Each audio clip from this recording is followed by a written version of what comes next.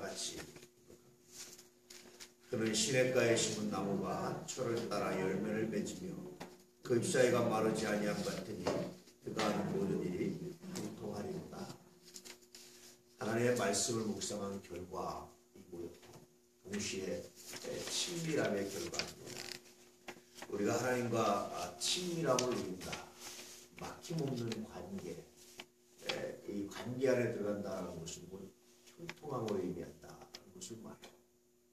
형통함이라는 것은요, 우리가 깊이 좀 이해할 필요가 있습니다. 그것은 뭐냐면 형통함에 대해서 우리가 착각하는 것은 완벽한 건강, 완벽한 가정, 완벽한 부부, 걱정하고 염려 없는 것으로 착각하는데요. 여러분, 그것은 인간적인 관점의 형통함이에요. 그런데 하나님과 완벽한 관계, 소드, 친밀함, 이런 관계에 들어가면 가치관이 달라지는 거예요.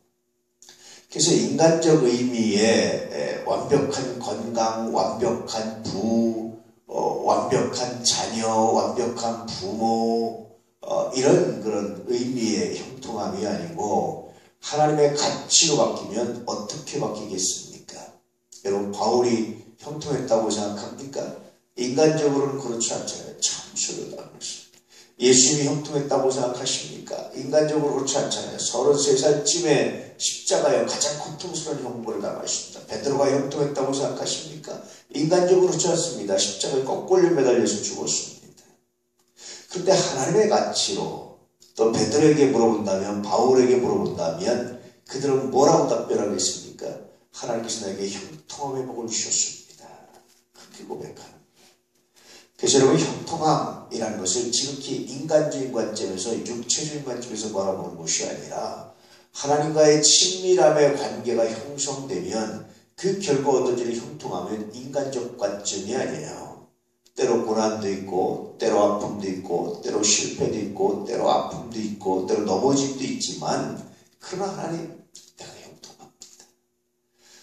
나를 통해서 하나님의 일이 이루어지고, 나를 통해서 하나님의 영광이 나타나게 되고, 나를 통해서 하나님의 은혜가 나타나게 되고, 나를 통해서 하나님의 뜻이 이루어진다면 하나님, 내가 감사합니다. 내가 육체 안에 사는 동안, 내가 인생 가운데 걸은 동안 그렇게 하나님의 영광을 위한 도구가 된다면 하나님, 내가 만족하겠습니다. 이런 형통함을 누리게 되는 거예요. 그래서 이것이 하나님과 친밀한 관계가 회복되고 났을 때, 완벽하게 친밀한 관계가 됐을 때 나타나는 형통함입니다. 그런데 이런 하나님의 친밀한 관계가 완전히 회복되지 않는 상태에서의 형통함은 뭡니까?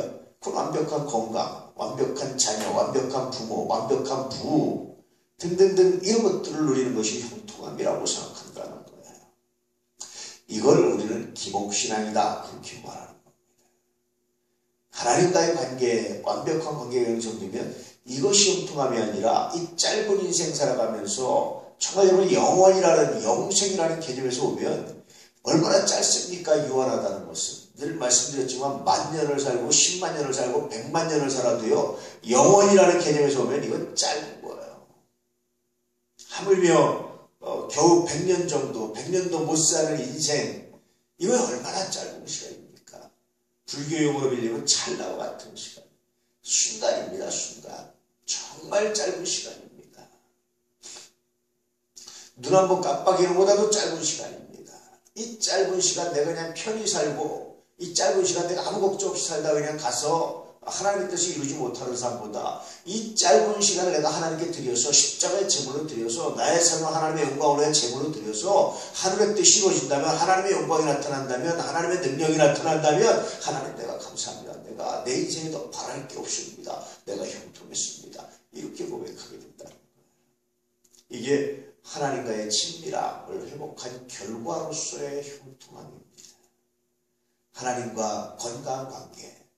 그래서 하나님과 친밀한 관계를 맺게 되면, 하나님과 막힘이 없는 관계를 맺게 되면 바로 이것을 알게 되는 거예요. 이게 형통함입니다.